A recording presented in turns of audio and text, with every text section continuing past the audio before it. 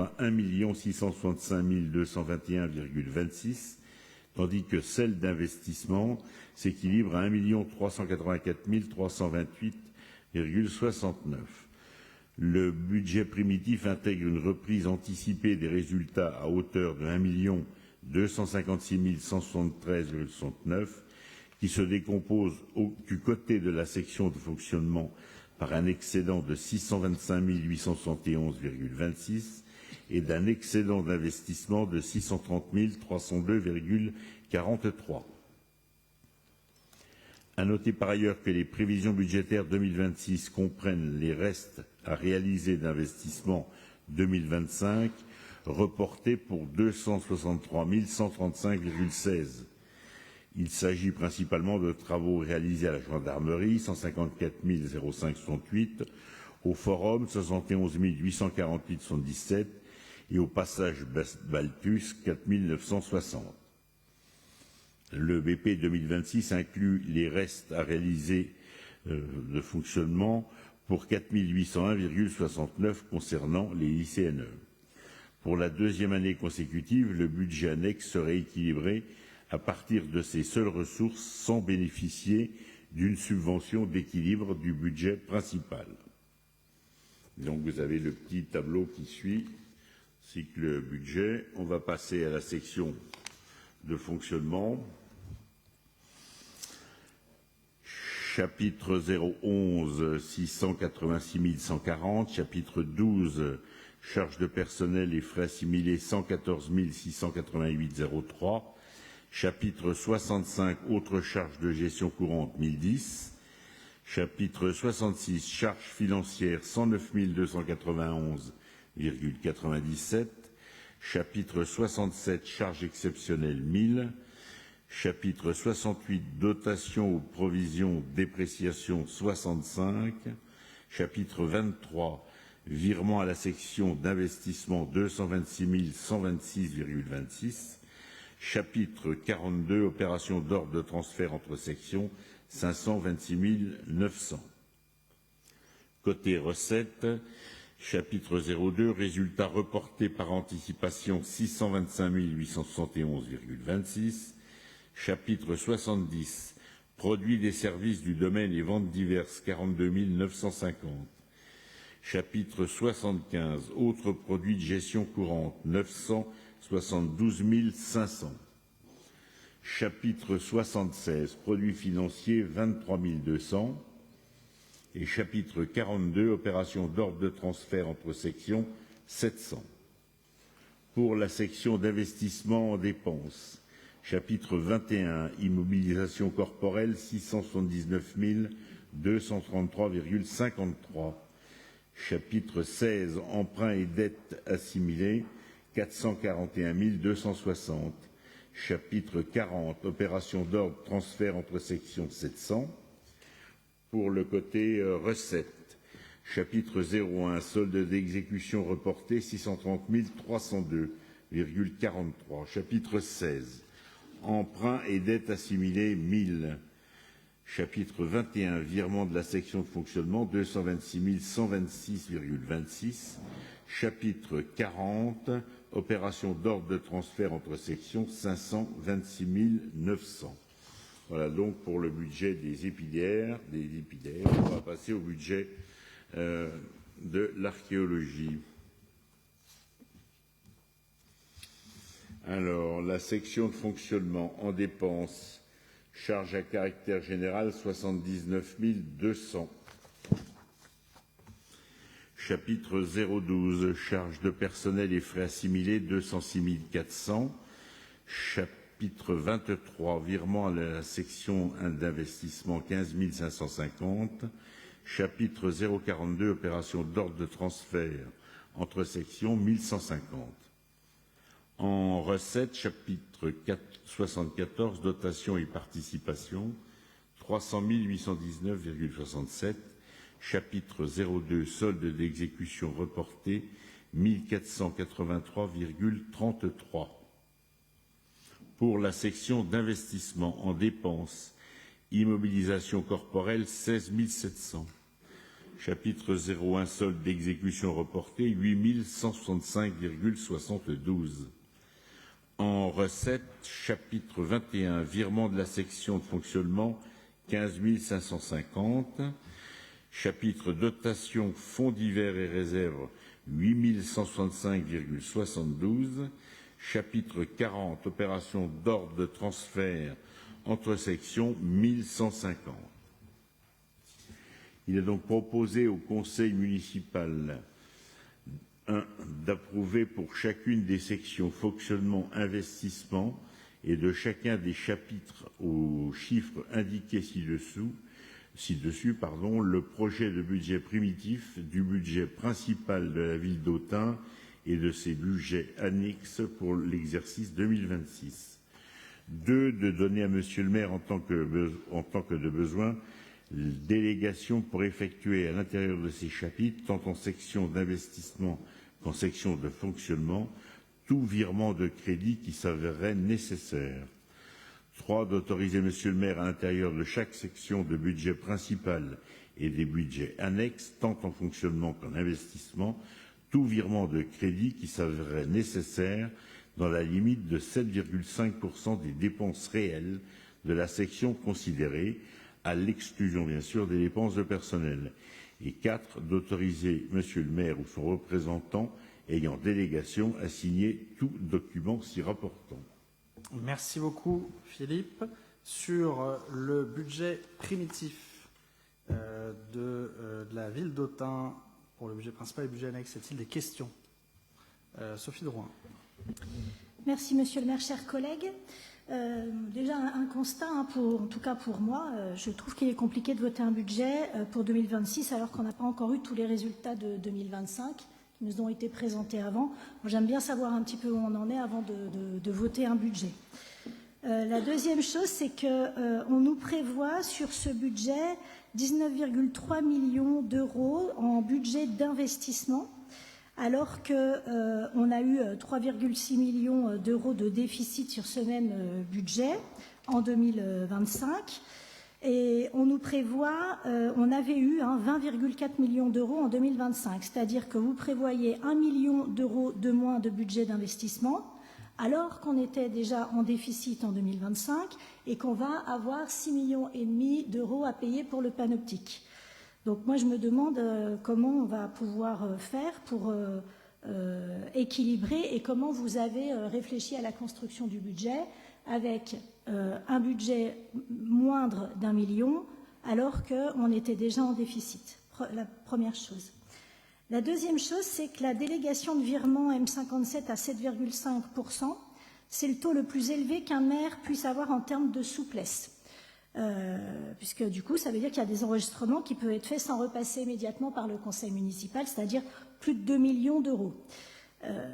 Quel besoin de souplesse justifie ce niveau de pouvoir investir, signer, faire des choses à hauteur de 2 millions d'euros sur l'année sans passer par le conseil municipal? Ensuite, concernant, il y a plusieurs lignes qui sont un petit peu intéressantes, en tout cas sur lesquelles moi j'ai quelques questions. Il y a une ligne de 3,6 millions de frais de contrat de prestation, de location et d'assurance. J'aimerais savoir ce qu'il y a derrière ces lignes, qui à elles seules font environ 10% du budget. Donc c'est une des questions. L'autre, plus de 500 000 euros qui sont donnés à des associations. On devait avoir la liste en annexe. Alors j'avais déjà demandé pour le rapport numéro 7 des documents que vous m'avez renvoyés plus tard. Là, on n'a pas la liste non plus. Est-ce que vous pourriez nous l'envoyer, s'il vous plaît? Et puis, autre chose aussi, pas sur le même budget, il y a des travaux qui ont été réalisés à la gendarmerie pour environ 155 000 euros. Est-ce que vous pouvez nous dire de quels travaux il s'agit et ce qui est prévu pour 2026, s'il vous plaît? Merci. Donc, je vais appeler Marion et puis Christine pour compléter mes propos. Donc, rappeler qu'une commune n'est pas en déficit et que le résultat d'investissement est naturellement déficitaire, car les subventions rentrent toujours après la fin des travaux. Au contraire, ce qui serait anormal. Ou alors que nous aurions suremprunté, comme l'an dernier nous n'avons pas emprunté, effectivement, ça n'est pas le cas, ou alors avoir une question d'avoir mal calculé.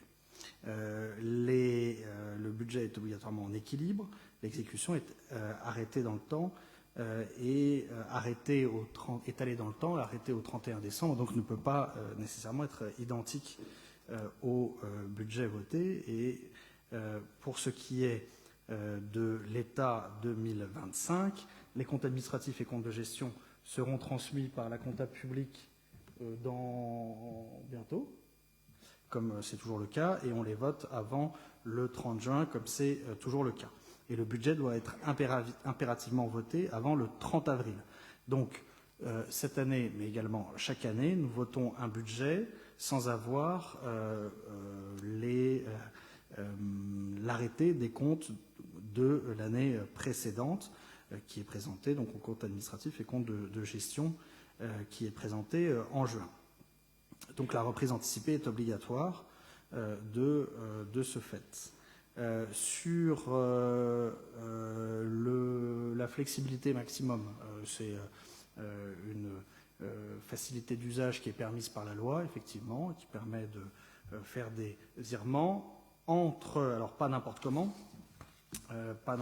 puisque c'est à l'intérieur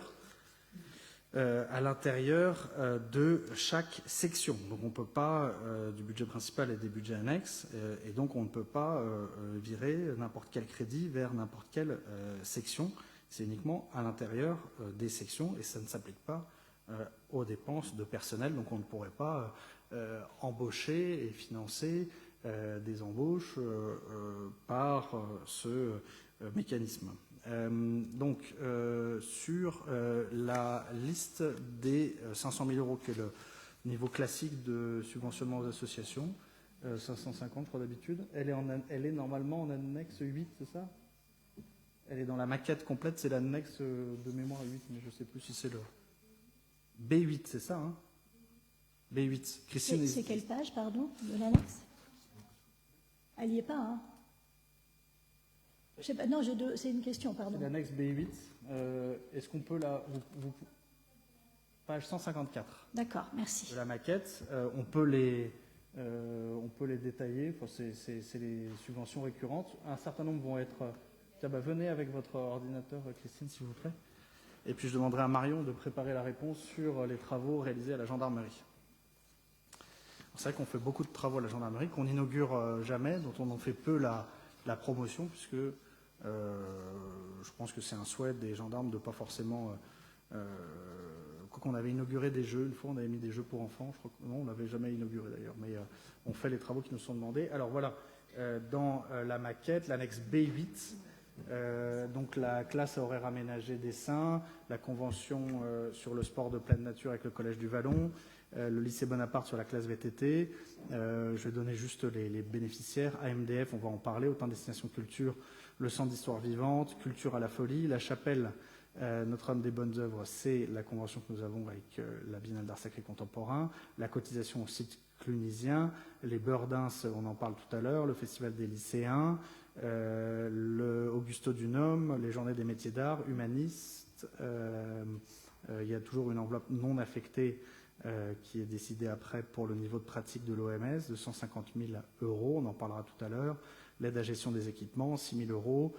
L'aménagement du temps scolaire, la subvention visa, l'association enquête médiation, ça c'est sur la récidive, donc 4 000 euros. L'association L, on en a parlé sur Hatchoum, et les subventions aux petits chanteurs à la Croix de Bois et à l'association de théâtre Arc-en-Seine. Voilà le montant de 526 000 euros de subventions aux différentes associations. Et l'autre question, donc Marion, est-ce que j'ai vu des photos, je sais qu'on a refait les entrées des pavillons en pavé, en propre. Est-ce que vous pouvez nous indiquer et on a là pour le coup un PPI très précis, puisque quand on a négocié le rachat de la gendarmerie, il y avait également, les budgets de travaux à venir sur la gendarmerie d'Autun. Marion ? Oui, alors pour les travaux de la gendarmerie réalisés en 2025, on a beaucoup de travaux qui ont été faits en régie et on est en train de finaliser la reprise de toutes les allées de la gendarmerie en pavé et on a rénové pas mal de logements, donc des rénovations de murs, sols, plafonds, enfin des travaux intérieurs dans plusieurs logements. Et aussi, dans les communs de la gendarmerie, on a repris des couloirs, des salles de réunion, enfin voilà, tout ce qui était un petit peu, qui nécessitait un rafraîchissement important. Voilà. Et ces travaux sont couverts par le loyer que l'État nous paye chaque année, qui couvre aussi le remboursement de l'emprunt pour être sorti du PPP précédent. Donc je pense que les gendarmes sont satisfaits et les travaux prévus qui étaient budgétés, on avait des travaux sur le désembouage aussi du réseau de chauffage collectif qui sont prévus. Puis on déroule et puis on travaille très bien avec la gendarmerie, le ministère de l'Intérieur sur leurs besoins et puis les capacités de la ville à entretenir, et je pense de manière très satisfaisante, ce parc immobilier.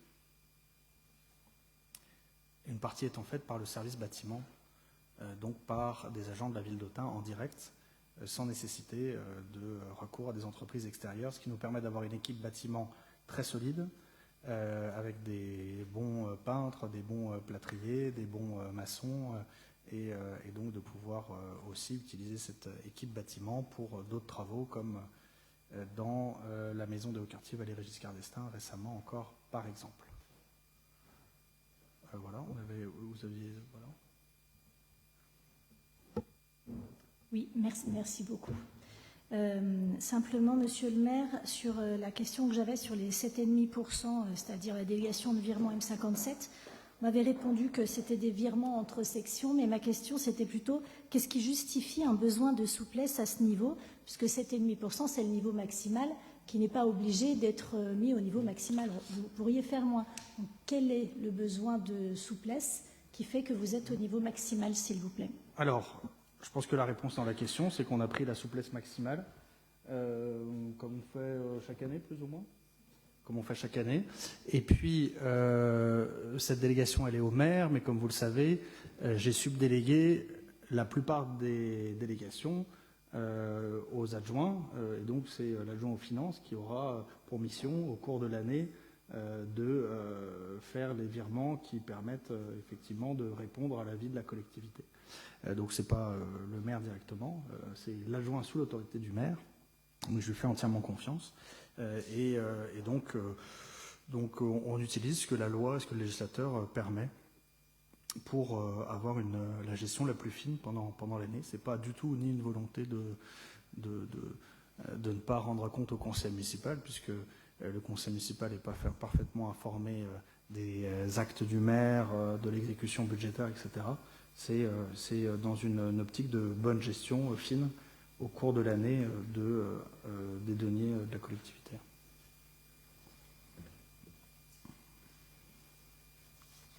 Y a-t-il d'autres questions? S'il n'y a pas d'autres questions, je propose de passer au vote. Y a-t-il des oppositions? 8 oppositions, je vous remercie. Des abstentions? 8 oppositions. Et donc il y a une feuille d'émargement, comme le prévoit la loi, qui circule.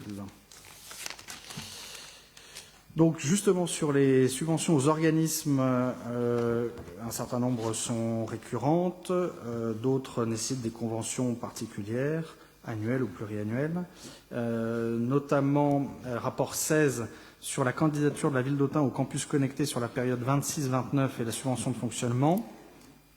Donc vous avez le partenariat avec AMDF qui est joint en annexe.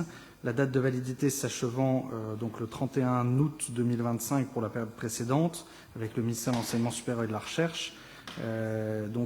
La convention de subvention a été prolongée d'1 an et puis il faut désormais candidater de nouveau pour la prochaine période de labellisation des campus connectés. Et donc, il y a une convention avec AMDF, puisque c'est la commune qui porte le fonctionnement et la communauté de communes qui met à disposition les locaux. Donc, il est proposé d'approuver la candidature de la ville et de la MDF auprès du ministère de l'Enseignement supérieur pour la poursuite du dispositif, d'approuver l'avenant à la convention numéro 1 et d'autoriser Monsieur le maire ou son représentant à exécuter cette délibération et d'autoriser le versement de la subvention. Donc c'est une subvention brute, puisqu'on a nous-mêmes des subventions de l'État ou de la Caisse des dépôts, qu'on espère, qu'on a perçues depuis la création du campus connecté, sur 110 000 €, 65 000 € à la signature de l'avenant, et puis un solde à demander au plus tard le 31 juillet, et le solde sera versé à proportion des dépenses réellement effectuées par le campus connecté que vous connaissez et qui est porté par l'association Autun-Morvan Développement Formation. Sur campus connecté, y a-t-il des questions? S'il n'y a pas de questions, je propose de passer au vote. Y a-t-il des oppositions, des abstentions? Unanimité. Abstention. Alors, il faut vous décider. Alors, je recommence. Sur ce rapport, y a-t-il des oppositions, des abstentions? Alors, des oppositions, 5 oppositions. Des abstentions, 5 oppositions. Je vous remercie. On parle des petits chanteurs à la Croix de Bois. Philippe Larue, et il faudrait que les membres du administrateur, c'est-à-dire Marie-Françoise, moi-même et donc Karine Beaufils, ne prennent pas part au vote, et Gauthier, et dans l'absolu sortent. Donc tu nous fais une lecture et puis on revient dans 1 minute pour le vote de cette subvention. Merci, Monsieur le maire. Donc, affaires financières sur l'affectation d'une subvention exceptionnelle à l'association des petits chanteurs de la Croix de Bois. Considérant que les petits chanteurs à la Croix de Bois contribuent au rayonnement de la ville d'Autun et qu'ils organisent des tournées qui nécessitent une logistique coûteuse. Considérant que l'association sollicite une subvention exceptionnelle de 10 000 € au titre de son fonctionnement, il est proposé au conseil municipal d'approuver l'attribution d'une subvention exceptionnelle de 10 000 € à l'association des petits chanteurs à la Croix de Bois. Merci, cher Philippe. Sur ce rapport, y a-t-il des questions? Je vous propose donc de le soumettre au vote. Qui s'abstient? Qui vote contre? Je vous remercie.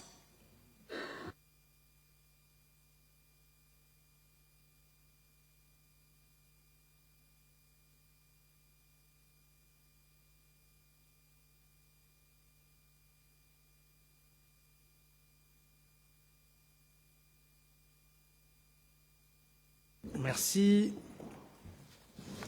Alors, partenariat avec Champ Libre, Gauthier Jiménez. Bien, chers collègues, pour la 2e édition consécutive, nous organisons avec la Fondation Bettencourt-Schuller, la Cité de la Voix et l'ensemble Les Métaboles qui est en résidence à la Cité de la Voix, le festival Champ Libre les 26, 27 et 28 juin. Alors, dans l'intérêt culturel, artistique et touristique de la commune, c'est un festival dont nous pouvons être très fiers et la Fondation Bettencourt a pour objet de démocratiser le chant choral et la pratique vocale sur le territoire. Et d'autant plus que chacun des concerts qui seront donnés dans les lieux qui sont précisés seront gratuits. Je vous invite d'ailleurs à tous à mettre un petit post sur votre frigo ou une petite alerte. L'ouverture des places s'effectuant le 26 mai.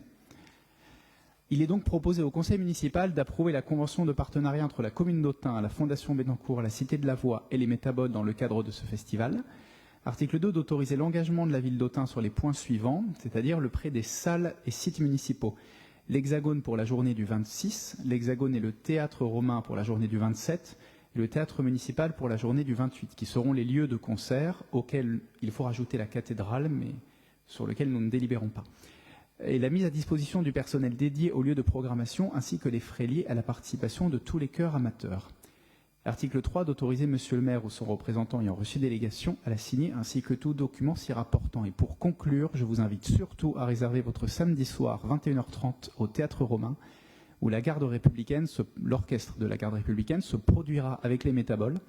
C'est assez unique d'être parvenu à obtenir cela. C'était un doux rêve lors des premières réunions et ça se concrétise pour la 2e année seulement du festival. Alors, je ne sais pas ce qu'on arrivera à proposer l'année prochaine. Merci Gauthier pour ce scoop que nous relèvons. Vous pouvez répéter la date, s'il vous plaît? Oui, bien sûr. Alors, les dates, c'est vraiment à partir de vendredi soir 26 juin pour les concerts. Donc le 26 juin, c'est à la cathédrale. Le 27 juin, c'est au Théâtre Romain. Non, mais c'est la mise à disposition, mais le concert n'a pas lieu à l'Hexagone. C'est une affaire de matériel, de travail des chanteurs, etc. Voilà. Et le concert gospel, pardon, le samedi. Et le 28 juin, mais le 27, le concert gospel. Et le 28 juin, ce sera au théâtre municipal. Merci beaucoup. Le programme est en annexe, on recommuniquera évidemment. Très bel événement qui ne coûte rien à la ville, si ce n'est le prêt de salle, qui sera valorisé, mais qui et le travail des agents évidemment. Et c'est aussi gratuit pour l'ensemble des Autunois, dans la limite des places disponibles. Donc c'est un beau travail avec une fondation qui est dédiée au chant choral et qui a choisi pour 3 éditions minimum notre ville pour produire ce festival en lien également avec la Cité de la Voix qui se trouve à Vézelay. Voilà. Donc sur cette convention de mise à disposition de certains espaces municipaux pour ce festival, y a-t-il des questions? Je propose de passer au vote. Y a-t-il des oppositions, des abstentions? Unanimité, je vous remercie. Nous passons à l'association humaniste. Gauthier. Bien, merci Monsieur le maire. Donc c'est l'approbation de la convention avec l'association humaniste, convention donnant lieu à une subvention. Comme vous le savez probablement, cette association organise les journées romaines au tout début du mois d'août, qui est un succès populaire qui rencontre un franc succès auprès des Autunois et alentours. Et donc l'association souhaite les organiser cette année le 1er et le 2 août 2026 au Théâtre Romain. Il convient donc de formaliser les relations entre la ville et l'association, du fait notamment du soutien financier, humain et logistique apporté par la ville. Il est donc proposé au conseil municipal d'approuver la convention telle que présentée en annexe, attribuant une subvention exceptionnelle de 28 000 € à l'association. Et article 2, d'autoriser Monsieur le maire ou son représentant ayant reçu délégation à la signer, ainsi que tout document s'y rapportant. Merci. Donc les journées romaines, anciennement Légion 8 Augusta, qui s'appelle maintenant Humaniste, association de reconstitueurs basée à Autun et qui organise chaque année depuis un certain temps, notamment les journées romaines qui attirent toujours un public important. Promenade des Marbres, et on a mis quoi? Et Théâtre Romain. Et Théâtre Romain, c'est ce qui est marqué, non? Oui, voilà, et Promenade des Marbres, bien sûr. Il y a une erreur dans le... Donc voilà, c'est Promenade des Marbres, comme chaque année sur les journées romaines. Effectivement, il y a un partenariat, enfin, il y a des travaux, des animations communes avec Augusto Dunhomme, je crois, cette année. Ce qui est tout à fait intéressant. Sur le rapport 19, y a-t-il des questions? Si pas de questions, je propose de passer au vote. Y a-t-il des oppositions, des abstentions? Unanimité, je vous remercie. Autun Destination Culture, dont la présidente doit quitter la salle, qui est l'association qui programme à la fois le théâtre municipal et l'espace de la galerie du Passage. François Gibels. Oui, donc pour précision, ADC a été créée en octobre 2018 et est une association uniquement composée de bénévoles. Elle comporte donc 2 commissions, la commission d'art vivant, en étroite collaboration avec la direction de la culture et de la ville et des élus. Et celle-ci, au travers de déplacements, notamment pour le Festival d'Avignon, participe à la programmation de la saison culturelle et est un appui ponctuel pour certains projets tels que le Festival de théâtre amateur. La 2e commission, effectivement, concerne les arts plastiques et gère l'organisation et la programmation des expositions à la Galerie du Passage Balthus. La subvention demandée est essentiellement dédiée à couvrir les frais d'hébergement à Avignon, l'assurance, l'achat de matériel pour la galerie, différents faux frais, bref, à soutenir cette association force de proposition pour la vie culturelle de notre bassin de vie. Il vous est donc proposé d'approuver la convention telle que présentée en annexe, pages 626-627, attribuant une subvention de 5 000 € à l'association Autun Destination Culture et d'autoriser Monsieur le maire ou son représentant ayant reçu délégation à la signer, ainsi que tout document s'y rapportant. Merci beaucoup. Et donc, une subvention récurrente à cette association qui a remplacé l'Office municipal de la culture, mais fait un travail important et bénévole pour programmer les spectacles au théâtre municipal et les expositions à la galerie du Passage. Sur cette convention, y a-t-il des questions? S'il n'y a pas de questions, je propose de passer au vote. Y a-t-il des oppositions, des abstentions? Unanimité, je vous remercie. On passe au Beurdins. Cathy Nicolaou. Oui, dans la lignée des conventions dont on vient de parler, donc l'association des Beurdins organise 2 événements. L'un a déjà eu lieu en mars 2026, c'était la Saint-Patoche, et ça avait eu lieu à l'Hexagone et non à l'Éduin. Le prochain sera le 7 novembre 2026, vraisemblablement à l'Éduin également. Donc il est proposé au conseil municipal d'approuver la convention telle que présentée en annexe, attribuant une subvention exceptionnelle de 10 000 € à l'association des Beurdins et d'autoriser le maire ou son représentant ayant reçu délégation à la signer, ainsi que tout document s'y rapportant. Merci beaucoup. Donc une association présidée par Raphaël Bichot et qui organise des concerts. Et donc la Saint-Patoche, le Beurdins Festival, le 7 novembre 2026. Je crois que la programmation, j'ai vu passer des visuels, était déjà quasiment annoncée. Sur les Beurdins, y a-t-il des questions? S'il n'y a pas de questions, je propose de passer au vote. S'il y a des oppositions, des abstentions. Unanimité, je vous remercie. Le Centre d'histoire vivante, Cathy Nicolaou. Oui, avec 3 manifestations qui étaient ou sont prévues, les journées historiques, les 12 et 13 septembre 2026, avec là aussi un franc succès. Une journée jeu d'histoire qui malheureusement n'a pas pu avoir lieu en raison de la santé de Bruno Galis, à qui nous souhaitons un prompt rétablissement. Une journée jeu d'histoire autour des jeux anciens, une nouvelle façon d'apprendre l'histoire, et puis une game jam qui devrait avoir lieu normalement début juin au campus connecté. Il s'agit de la réalisation de jeux vidéo sur le thème de l'histoire. Il est donc proposé au conseil municipal d'approuver la convention avec une subvention exceptionnelle de 28 000 € à l'association Centre d'histoire vivante d'Autun et d'autoriser le maire ou son représentant ayant reçu délégation à la signer, ainsi que tout document s'y rapportant. Merci. Et Bruno Galis m'a indiqué qu'il souhaitait reprogrammer la journée des Jeux d'histoire qui aurait dû se dérouler le week-end dernier, celle Colonel Lévesque.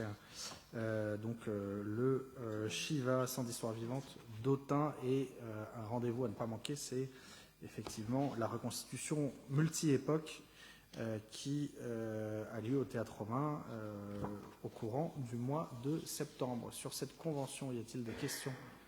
S'il n'y a pas de questions, je propose de passer au vote. Y a-t-il des oppositions, des abstentions? Unanimité, je vous remercie. Nous passons à l'organisation des Journées européennes des métiers d'art. Gauthier Jiménez. Merci Monsieur le maire. Il s'agit donc de la convention signée avec l'association La Fabrique du Patrimoine, présidée par Louise Eliveres, pour l'organisation des premières Journées européennes des métiers d'art du 10 au 12 avril 2026. Cette association sollicite, dans le cadre de la valorisation du patrimoine et de l'offre culturelle qu'elle a proposée aux Authunois, notamment autour des métiers d'art, et dans la mesure aussi où la ville d'Autun est adhérente à Ville et Métiers d'Art, l'association La Fabrique du Patrimoine sollicite une subvention de 6 000 € afin de permettre et d'aider à l'organisation de cet événement. Il est donc proposé au conseil municipal d'approuver la convention pour l'organisation des GEMA avec l'association La Fabrique du Patrimoine, attribuant une aide financière exceptionnelle de 6 000 €, et article 2 d'autoriser la signature de la convention ainsi que tout autre document y afférent. Merci beaucoup. Effectivement, donc cet événement qui a eu lieu et que nous avions indiqué pouvoir soutenir avec la Fabrique du Patrimoine, je pense que ça a très très bien marché, avec aussi sur la terrasse, belle première édition, et Autun était retenu dans les coups de cœur au niveau national sur les métiers d'art qui sont aussi quelque chose que l'on souhaite valoriser, notamment par notre adhésion à l'association Ville et Métiers d'Art, dans laquelle Isabelle Marin nous représente et qui est très active aussi pour promouvoir ce secteur économique. Sur les Journées européennes des métiers d'art 2026, y a-t-il des questions? S'il n'y a pas de questions, je propose de passer au vote. Y a-t-il des oppositions, des abstentions? Unanimité, je vous remercie. Le spectacle Augusto Dunhomme, association spectacle historique d'Autun, Cathy Nicolaou. Oui, avec un nouveau spectacle cette année, Le Rêve du Roi, qui sera joué les 24, 25, 29, 31 juillet et 1er, 5, 7 et 8 août, avec un texte écrit par Michael Guigeot et une mise en scène signée Pauline Ripinger et plus de 250 bénévoles qui vont ravir le public venu nombreux, on le sait, c'est pour Autun une grande promotion. Il y aura également à noter cette année, le 2 août, un spectacle de feu en son et lumière qui s'intitule Lumière, la féerie des temps, avec une 50aine d'acteurs. Pour toutes ces raisons, il est proposé au Conseil municipal d'approuver la convention telle que présentée en annexe, attribuant une subvention exceptionnelle de 25 000 € à l'association Spectacle historique d'Autun, d'autoriser le maire ou son représentant ayant reçu délégation à la signer, ainsi que tout document s'y rapportant. Merci beaucoup. Je ne sais plus qui siège, mais pas pour des fonctions exécutives de toute façon à l'association. Mais sinon, ils peuvent se signaler pour ne pas prendre part au vote. Donc Cathy ne prend pas part au vote. Il y a une demande complémentaire qu'on a reçue, notamment pour le spectacle de feu de 1 000 €. Donc on regarde si on pourra y répondre sur le prochain conseil municipal ou sur un budget complémentaire éventuel. Et puis, il y a également la participation du ministre Sébastien Martin qui a annoncé être présent. Et je crois d'autres invités du monde de la culture, moins politique encore qu'eux, qui pourraient être de la partie pour cette édition de Retour au Théâtre Romain qui s'annonce déjà historique.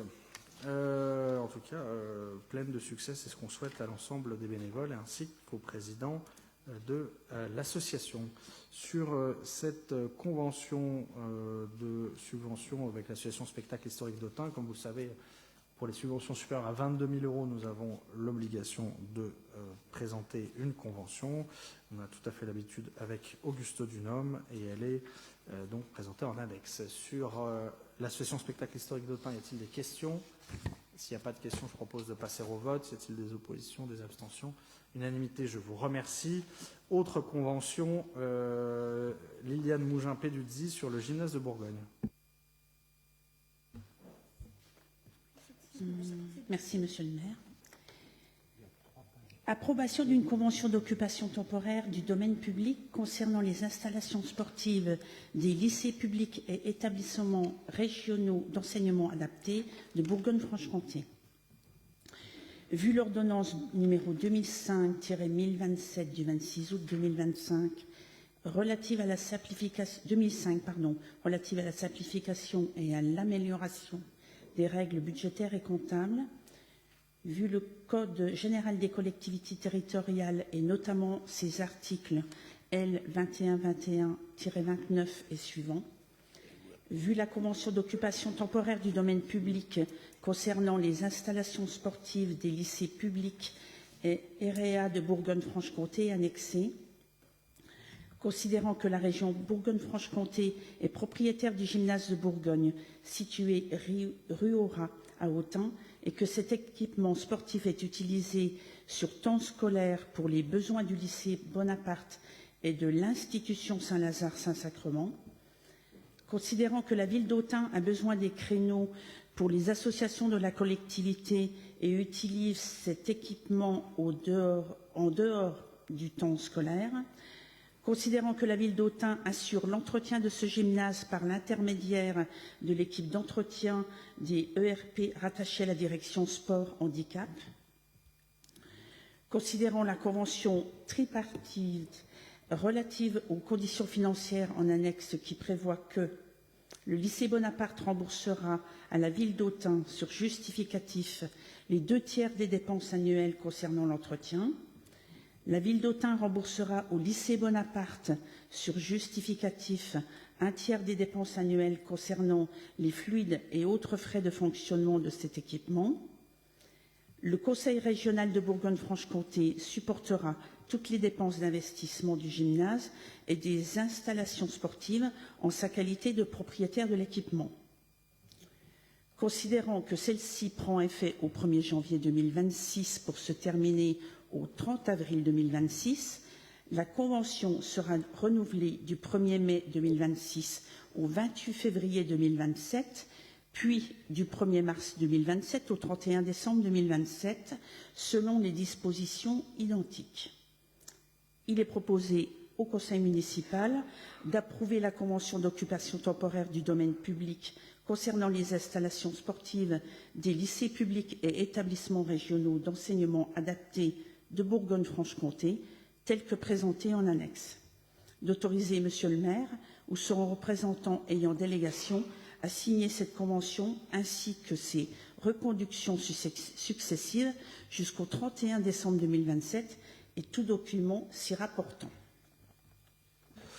Merci beaucoup. Donc, sur ce cas assez unique en France de gymnase construit sur un terrain appartenant à l'évêché par la région et entretenu en partie par la ville d'Autun, utilisé à la fois par les clubs, par le lycée public et le lycée privé, où nous avons cet accord particulier qui est renouvelé d'année en année après une première période pluriannuelle et où nous discutons avec la région.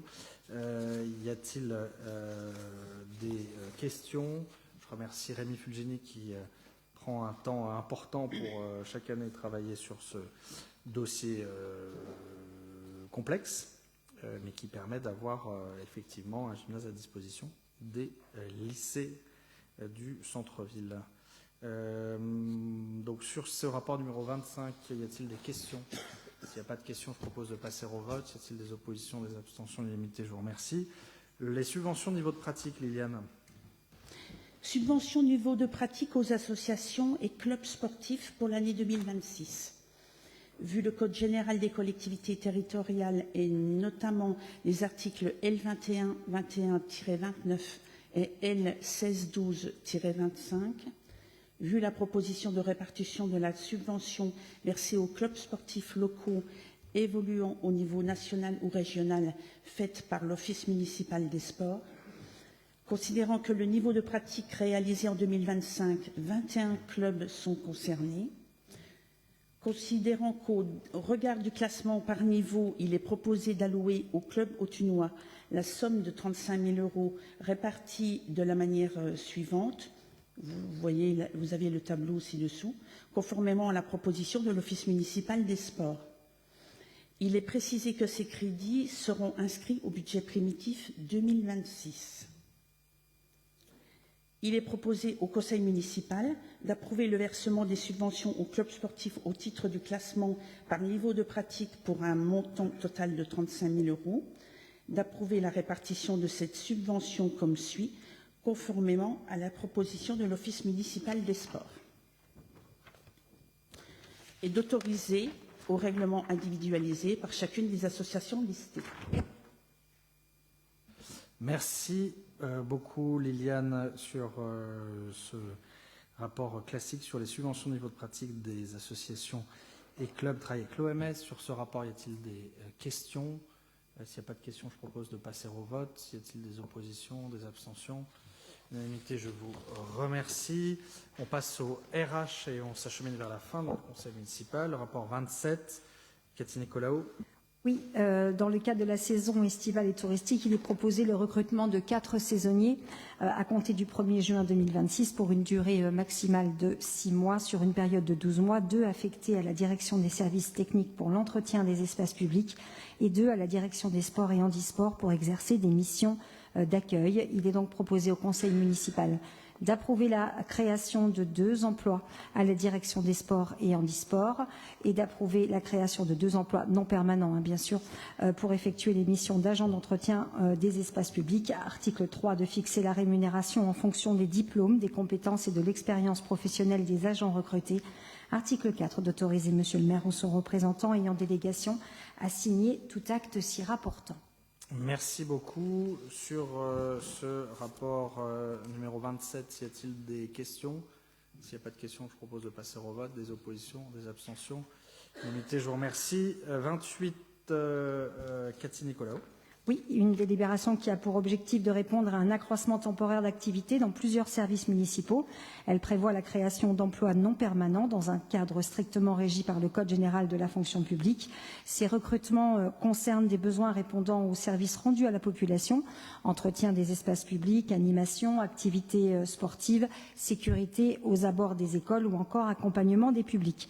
Il ne s'agit pas de création de postes permanents, mais bien d'une adaptation ponctuelle pour garantir la continuité et la qualité du service public. Il est donc proposé au conseil municipal de créer 21 emplois non permanents tels que listés ci-dessous. Je propose de ne pas vous faire lecture de ces emplois et de fixer la rémunération en fonction des diplômes, des compétences et de l'expérience professionnelle des agents recrutés. Merci beaucoup, en sachant que sur les 21, il y a 9 emplois à temps très partiel qui sont les agents de sécurité école. À 10 heures par semaine. Sur ces contractuels, y a-t-il des questions? Karine Beaufils.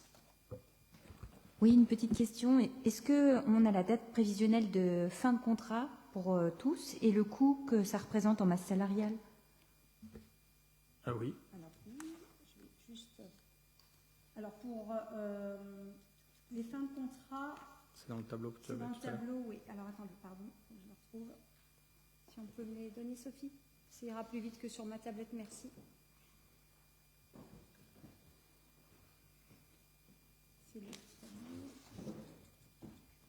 Il y a la date de début des nouveaux Alors, contrats. au niveau des fins de contrat, c'est 1 an après le début de contrat, c'est un accroissement temporaire d'activité. Les débuts de contrat, comme vous voyez, ils s'échelonnent du mois de juin jusqu'au mois de septembre. Je n'ai pas mon ordinateur avec moi, donc j'ai les choses, voilà, du mois de juin jusqu'au mois de septembre. Au niveau du coût, alors là, je vais vous donner un coût de tête que je vérifierai après. Le premier indice de la fonction publique, il est actuel, l'indice majoré, il est à 366.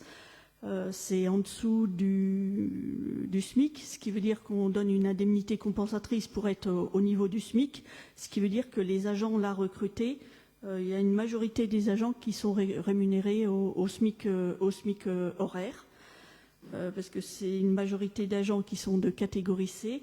Il y a juste le poste de catégorie à la DMP, qui est un poste de catégorie A, qui a un niveau bien supérieur. Mais là, j'ai pas en tête la rémunération qui sera proposée. Merci Sophie Blanchot, directrice mutualisée des ressources humaines pour la ville, la communauté de communes et le centre intercommunal d'action sociale. Donc effectivement, vous avez quasiment que des catégories C.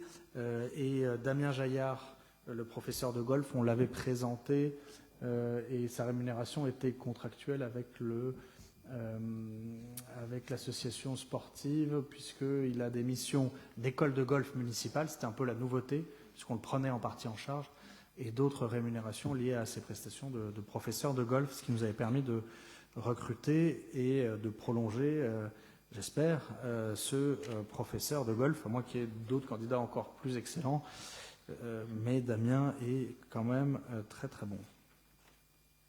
Et les agents de sécurité école, je crois qu'on doit avoir encore les policiers municipaux qui gèrent le recrutement, mais on a toujours des besoins, puisque ce sont des contrats à temps très partiel, souvent des retraités, avec des gens qui ne renouvellent pas forcément d'une année sur l'autre. On est toujours preneur de candidatures.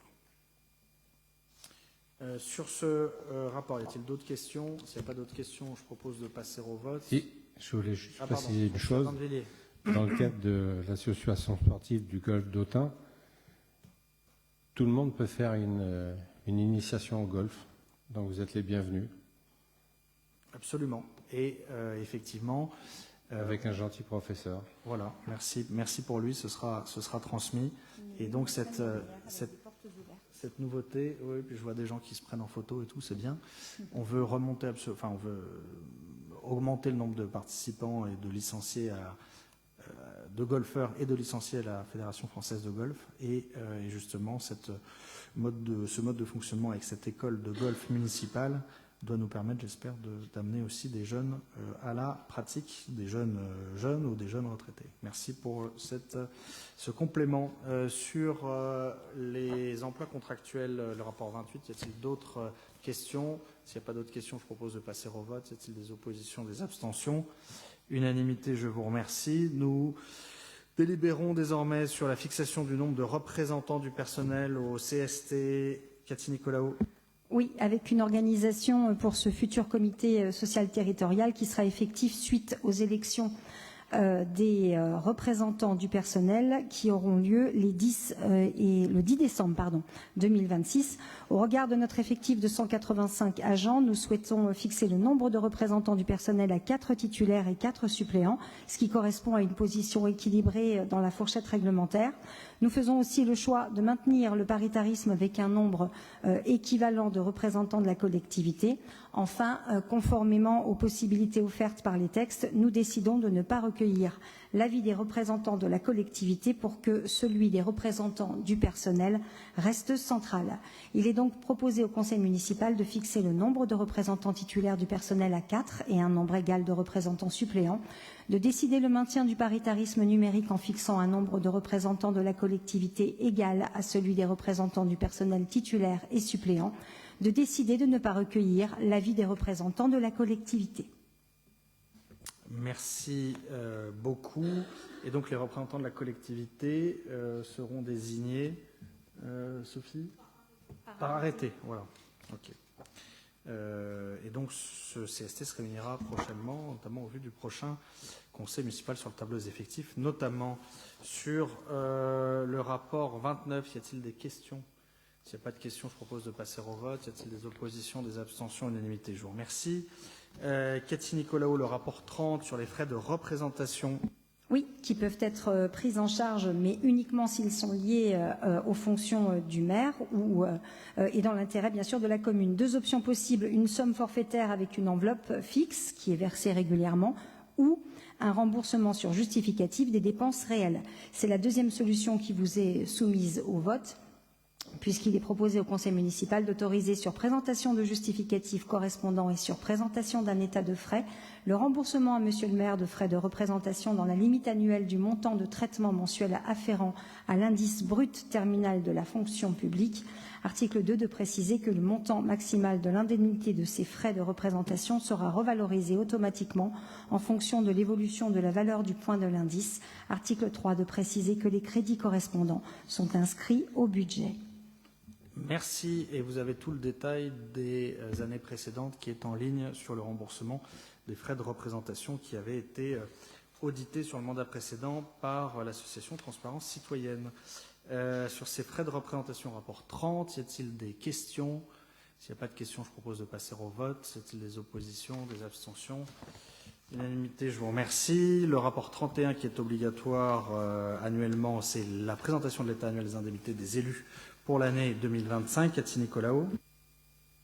Oui, tout est dit, puisqu'il est proposé au conseil municipal de prendre acte de l'état présentant l'ensemble des indemnités de toute nature, libellées en euros, dont ont bénéficié en 2025 les élus siégeant au conseil municipal.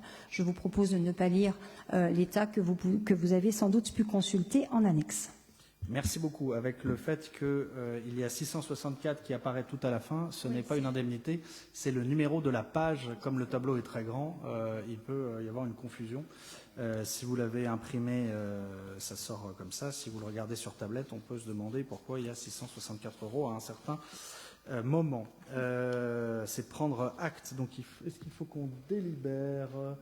Pas de délibération. Donc, je vous propose d'en prendre acte et de passer au rapport 32, le bilan d'action de formation des élus. Ça va être encore plus rapide. Cathy Nicolaou. Oui, chaque année, la commune doit prévoir un budget pour la formation, faire un bilan des formations suivies et le présenter au conseil municipal. Et pour 2025, aucun élu du conseil municipal n'a suivi de formation prise en charge dans ce cadre.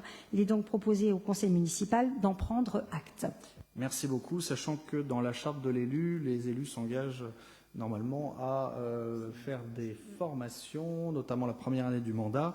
Le compte individuel de formation va être ouvert par l'État très prochainement. Si vous avez d'autres demandes elles peuvent être prises en charge par le budget de la collectivité. C'est un droit individuel de l'ensemble des élus et malheureusement, c'est comme ça, sur l'année 2025, aucun élu n'a fait de formation. N'hésitez pas à vous rapprocher de Sophie Blanchot, service RH, si vous avez des demandes de formation, soit au titre du compte individuel de formation, ce qui est le mieux, puisqu'il est géré par la Caisse des dépôts et abondé par un prélèvement de 1% de l'ensemble des indemnités d'élus en France, donc ça ne coûte rien à la collectivité, ou bien sur le budget de la collectivité, c'est aussi possible, et la collectivité est tenue d'ouvrir un budget chaque année qui, du coup, parfois n'est pas consommé, comme c'était le cas l'an dernier, et donc il faut en prendre acte. C'est ça. Rapport 33, c'est sur la protection fonctionnelle. Cathy Nicolaou. Oui, la commune accorde sa protection au maire, aux autres membres du conseil municipal ou à l'un de ses élus ayant cessé ses fonctions lorsqu'ils sont victimes de violences, de menaces ou d'outrages à l'occasion ou du fait de leurs fonctions actuelles ou passées. Elle répare, le cas échéant, l'intégralité du préjudice qui en a résulté. Cette protection fonctionnelle peut être étendue aux conjoints, ascendants et descendants directs des maires ou des élus municipaux, les suppléants ou ayant reçu délégation lorsque du fait des fonctions de ces derniers, ils sont victimes de menaces, violences, voies de fait, injures, diffamations ou outrages. Monsieur Vincent Chauvet, maire d'Autun, et son épouse ont demandé le bénéfice de la protection fonctionnelle le 8 avril 2026 à la suite de propos diffamatoires tenus sur divers réseaux sociaux à leur encontre. La ville d'Autun a informé l'ensemble des membres du conseil municipal par message électronique le 10 avril 2026. La preuve de cette information ainsi que le courrier de demande de protection fonctionnelle ont été transmises au contrôle de légalité le 10 avril 2026. Conformément aux dispositions de l'article L 2123-35 du CGCT, M. Vincent Chauvet et son épouse bénéficieront de la protection fonctionnelle à compter de la réception de ces informations par le représentant de l'État dans le département. La protection fonctionnelle couvre notamment les éventuels frais de procédure judiciaire, d'avocat ou encore de soins médicaux ou psychologiques. Il est proposé au conseil municipal de prendre acte de cette information. Merci beaucoup, Cathy. C'est le nouveau régime de la protection fonctionnelle tel que issu de la loi sur le statut de l'élu. Et comme à chaque fois que les conseils municipaux, quels qu'ils soient, sont victimes d'outrage ou de diffamation, nous portons plainte et nous octroyons, en tout cas c'est sur ces deux rapports suivants, celui de Vincent Vautrin, également la protection de la collectivité, comme le prévoit ce nouveau statut qui élargit aux ascendants, descendants et conjoints, conjointes le bénéfice de la protection de la collectivité à l'encontre de tels agissements. Je ne prendrai pas part, il n'y a pas de vote de toute façon, alors voilà, c'est une information du conseil municipal. Il y a le même rapport sur Vincent Vautrin, si tu veux, c'est la même chose. C'est exactement la même chose, hein, sur le même déroulé avec les mêmes dates. Donc là encore, il est proposé au conseil municipal de prendre acte de cette information. Merci. Sophie Drouin, et ensuite je voudrais vous parler du Liban. C'était sur quelle date exactement Sur quelle date 10 avril, c'est ça? Donc c'était après les élections municipales? Oui, absolument. D'accord. C'est pas quelque chose qui s'est passé? Non. Non, hein. Non. C'est sur quelque chose qui s'est passé le 8 avril 2026. C'est le 8 avril. Voilà. Et après, la communication a été faite aux membres du conseil municipal le 10 avril. Non, mais je crois que la question, c'est sur les faits. Ça concerne les faits? Oui, sur les faits qui se sont déroulés quand, s'il vous plaît. Alors, est-ce que vous avez des... Prends ton micro, Vincent. C'était entre les deux tours. C'est ça, donc c'était pendant la campagne municipale. Je sais pas peut-être la date, mais c'était entre les deux tours, effectivement. Absolument. Oui. Donc à ce moment-là, est-ce qu'on considère qu'il y a eu préjudice à un élu ou est-ce qu'on considère qu'il y a eu préjudice à un candidat? Et si c'est à un candidat, ce qui est mon avis personnel, est-ce que c'est aux Authunois de payer une protection fonctionnelle? Parce que les candidats, il y en a eu beaucoup. Certains ont été élus, d'autres non. Donc, dans quel cadre est-ce que les Authunois vont payer une protection fonctionnelle à certains et pas à d'autres? L'ensemble, la protection fonctionnelle est ouverte aux élus du conseil municipal. Donc l'ensemble des élus qui s'estiment victimes de violences, d'outrages ou de diffamation peuvent demander le bénéfice de la protection fonctionnelle selon la procédure qui a été expliquée. Et qu'on soit dans une période de campagne électorale, hors période de campagne électorale, avec une personne qui est présente aux élections n'est pas présente, ne change pas la qualification, puisque c'est au titre de la personne physique et en ma qualité d'élu et en qualité d'élu de Vincent Vautrin et en qualité de rien du tout de ma femme que les éléments sont survenus. Et donc, si d'autres personnes s'estiment victimes d'infractions, elles peuvent évidemment, et ça leur sera octroyé de manière automatique, donc il faut écrire au maire, c'est le cas de Vincent Vautrin, pour moi-même à l'adjointe en charge, pour bénéficier de cette protection qui sera, comme ça a été déjà le cas, systématiquement demandée. Les dépôts de plainte sont effectués et les demandes de protection sont faites. Il n'est pas envisageable que qui que ce soit qui exerce une fonction aux élections, quelles qu'elles soient d'ailleurs, en tout cas au conseil municipal pour ce qui nous concerne, soit outragé ou diffamé sur les réseaux sociaux ou par voie de presse ou par autres moyens. Et donc il est absolument, et c'est ce qu'a entendu le législateur, intolérable que ces agissements se fassent et ces faits nécessitent l'engagement de poursuites qui sont importants pour maintenir un fonctionnement normal de la démocratie. Voilà. Et donc, nous serons vigilants et quels que soient les élus, quels que soient les conjoints d'élus, les enfants d'élus, les parents d'élus, ils bénéficient désormais de cette possibilité de protection fonctionnelle automatique. On est là sur une présentation pour prendre acte, la protection fonctionnelle étant octroyée de manière automatique désormais, avec une information simplement du conseil municipal. Et j'espère qu'autour de la table, personne ne juge légitime le fait qu'une personne qui exerce une fonction élective soit attaquée ou son conjoint par des propos relevant, tombant sous le coup de la loi. Alors je pense que personne ne pense ça, monsieur le maire, absolument pas. Je ne reviens pas sur les faits. Je dis juste que les attaques qui ont pu avoir lieu pendant la campagne étaient des attaques de toutes parts et des attaques sur des candidats et pas sur des élus. C'est la seule chose que je dis. Voilà. Alors, en ce qui me concerne, c'était en fonction de mon statut d'élu. En fonction de mon statut d'élu. Ouais, il me semble, je m'excuse, Jean-Louis, il me semble que entre les deux tours, les personnes considérées est encore élues. Absolument. Puisque nous sommes élus entre les deux tours.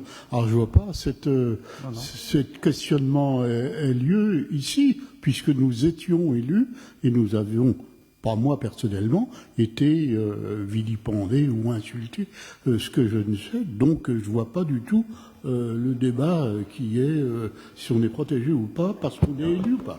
Non, mais là, il n'y a pas d'ambiguïté sur le fait. Il n'y a pas d'ambiguïté. Moi, dans ce que je comprends, et puis je ne m'étais pas trop questionné, mais c'est vrai que si on prend un candidat, si tu veux, on va prendre un candidat qui n'a pas été élu et qui a eu des menaces et qui va déposer plainte et qui va engager des frais, lui, il peut pas avoir de protection fonctionnelle. C'est vrai. Alors, voilà. Il peut l'avoir. C'est juste ça T'as raison. La Alors, question. il peut l'avoir au titre d'autres fonctions. Et on a vu parfois que pour des candidats qui étaient en même temps, par exemple, fonctionnaires, ils ont bénéficié de la protection fonctionnelle, non pas au titre de leur statut d'élu, mais au titre de leur statut de fonctionnaire. Ça s'est passé sur le mandat précédent. Donc, effectivement, il faudrait peut-être compléter la loi pour que tout candidat à une élection, à partir du moment où il est candidat, puisse bénéficier de cette protection fonctionnelle si des propos sont tenus dans le cadre d'une campagne. Bon, aujourd'hui, la loi ne le prévoit pas. Il n'est pas impossible que ce soit le cas à l'avenir. Pour l'instant, ce n'est pas le cas. Le législateur a entendu, dans un premier temps, élargir aux conjoints-conjointes, enfants et ascendants. Peut-être que demain, le législateur élargira à l'ensemble des candidats aux élections municipales. Ça pourrait être tout à fait entendable. Mais effectivement, ça crée une différence de traitement à l'heure actuelle. J'ai pas vu, enfin bon, on ne va pas rentrer dans le débat, mais j'ai pas vu de candidats, d'autres candidats. On en avait discuté, peut-être que tu en faisais partie, en tant que victime. Mais c'était là des attaques autant sur la personne physique et sur mon épouse qui n'était candidate à rien. Oui, Madame Galland. Précision, oui. Si vous permettez, à savoir pour tout le monde, que la protection fonctionnelle est valable pour tous les fonctionnaires de toutes les fonctions. Absolument, oui, complètement, oui. C'est pas réservé qu'aux élus ou... Non. Alors, pour tous les fonctionnaires. Vous avez raison, les élus ne sont pas fonctionnaires d'ailleurs, mais pour répondre à la question de Frédéric Brochot, des candidats qui par ailleurs étaient fonctionnaires ont pu bénéficier de la protection fonctionnelle sur des faits qui étaient imputés, et donc dans lequel leur employeur public leur a octroyé la protection fonctionnelle, où ils ont été attaqués et diffamés, probablement à la fois sur leur fonction d'élu et sur leur statut de fonctionnaire. Donc oui, tout à fait. Voilà. Et effectivement, les salariés du privé, eux, ne sont pas...